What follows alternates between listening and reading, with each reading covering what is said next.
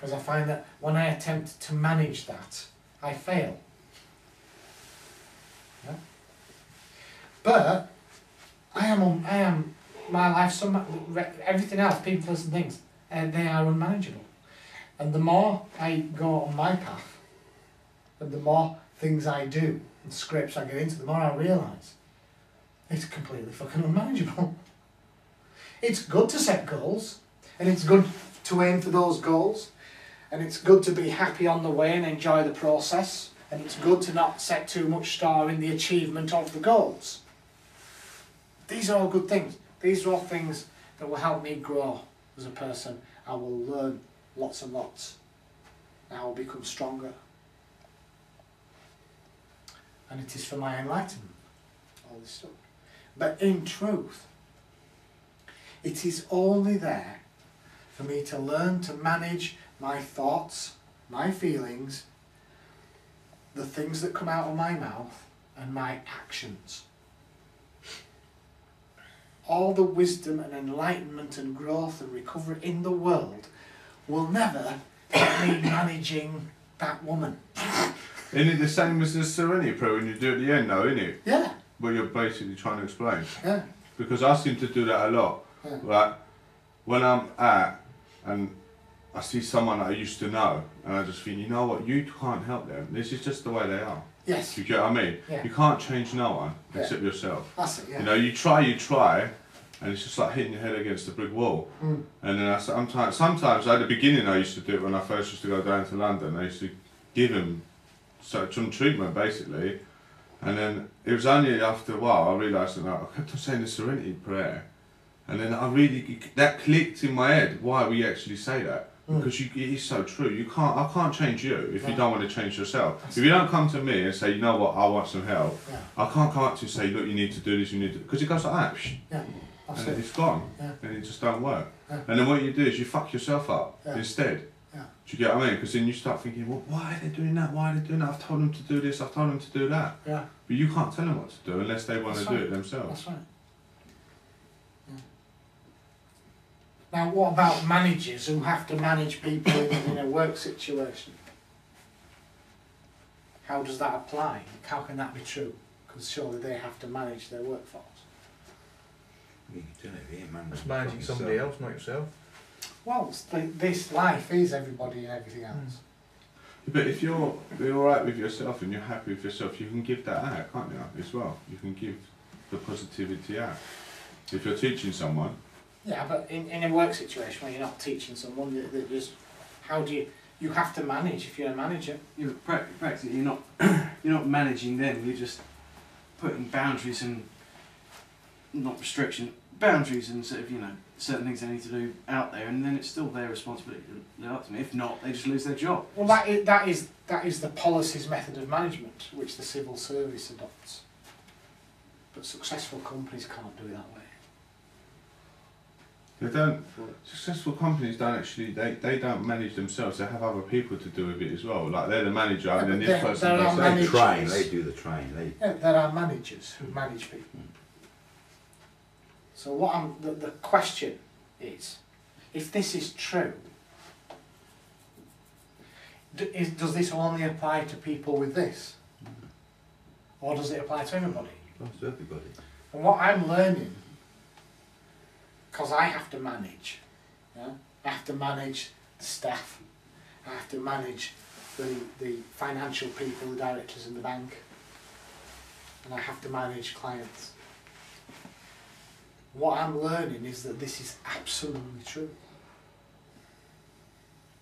This is absolutely true. I cannot manage life, people, places and things. Right? So how do I manage people? And the way that I am learning to manage and I've been studying management courses is embrace this is the way to manage. So it's like a paradox. The more you embrace that you cannot manage, the more you are able to manage. I'll just explain that in a very simple experience that I had. Years ago, This was really before, it was in that time of turmoil for me where I'd been a few years clean, but I'd not actually dealt with any issues. And I was in this turmoil of just beginning to realise that I had, you know, the stuff that we show you in secondary, like inner child and fear and codependency, all this stuff we bombard you with here from day one. I'd never heard of this stuff at that time. So as I was hearing about this stuff, I was in turmoil. But it was a nice turmoil. It was painful, but it was like I was aware these were tears of yes instead of the usual tears of no, let's put it that way. It was the pain of growth rather than the pain of stuckness. Yeah. So what happened, I found myself in this situation where I was directing this musical play for this church. And because I'd had training in performing arts and everything, so I knew how to do direction and acting and stage management and lighting and sound and all this. I ended up in this kind of role, which was good for me. It was stretching me at the time. And I had this one performer who, she was like the narrator. There was a narrator in this show. And every now and then she'd come and narrate what had happened and what was coming and Tell the story. yeah, like a storyteller, that's right. And she seemed to be very, very nervous about it all, and very frightened. Because she's not, you know, she was just having a go.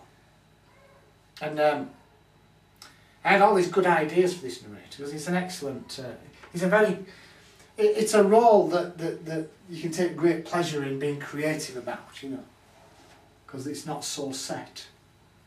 And because it's not connected to relationships within the actual play, it's carte blanche. You could be really creative doing this role. And so lots of people had lots of good ideas. And I had some good ideas of what I wanted. And this person was just so, she'd gone from being a really nice person to being, quite frankly, a mad woman who was just resisting every suggestion that was put to her, you know. And she's resisting various ways. Sometimes she said, no, I'm not doing that. Other times she said, yeah, okay, I'll do that, and then didn't do it. Other times she had a go at doing it, but really messed it up really bad. And I didn't know what to do with it. So I went through this process with her for a couple of 3 weeks of just, I don't, you know, and until I got to this point, I don't know what to do with you. You know, I don't know. I gave up trying to manage this person. And so what I did then was, look, what do you want to do?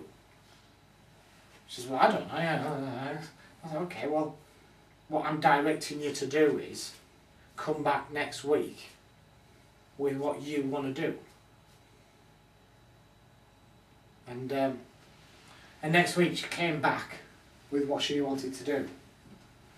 And then, so my job then was support that and, you know, enhance it and give her some training into how to do it better and stuff like that.